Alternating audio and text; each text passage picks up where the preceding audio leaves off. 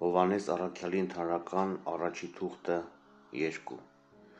Քրիստոս մեր բարեխոսն է։ Որդյակներ իմ, այս բանը գրում եմ ձեզ,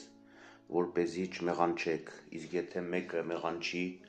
Աստծու առաջ բարեխոս ունենք Հիսուս Քրիստոսին, արդարին և անարատին,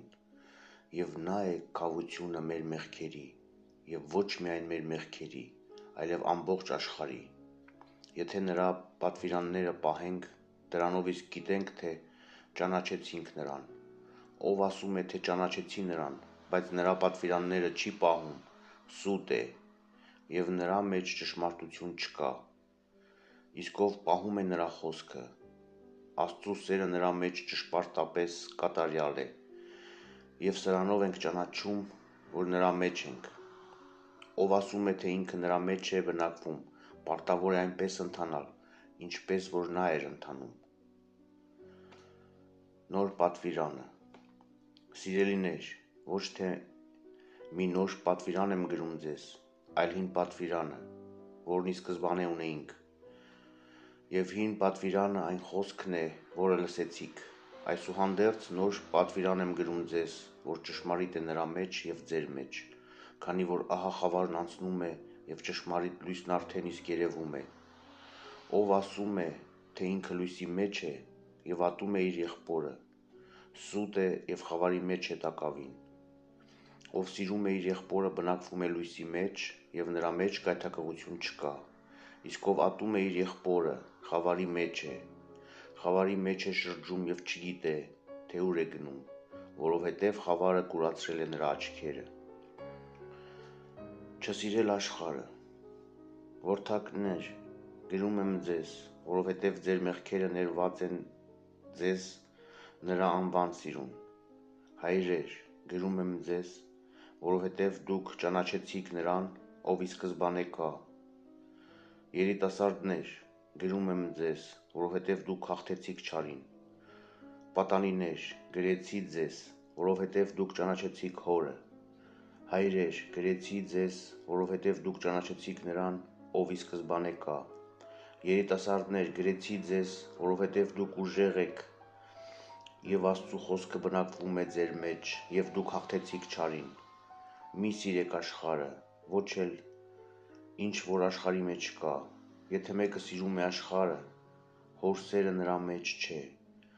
քանի որ այն ամենը, ինչ աշխարհի մեջ կա, մարմնի ցանկություն է, աչքերի ցանկություն և այս կյանքի ամբարտավանություն, որ Հորից չէ, այլ այս աշխարհից։ Թե այս աշխարհն է անցնում, թե ցանկությունը, իսկ ով կատարում է Աստծու կամքը, մնում է հավիտյան։ Նեռը, հակաքրիստոսը։ Որդյակներ, վերջին ժամանակն է, և ինչպես լսել եք, նեռը գալու է, բայց արդեն իսկ եկել են բազում նեռեր, դրանից էլ կարող եք իմանալ, որ վերջին ժամանակն է։ Մեր միջից ելան նրանք,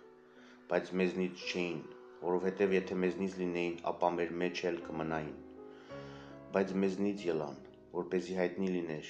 թե նրանք ամենքը մեզնից չեն։ Իսկ դուք օծում ունեք սրբից և ամեն բան գիտեք։ Գրեցի ձեզ ոչ թե որովհետև ճշմարտությունը չգիտեք, այլ որովհետև գիտեք նաև այն, որ ամենայն ստախոսություն ճշմարտությունից չէ։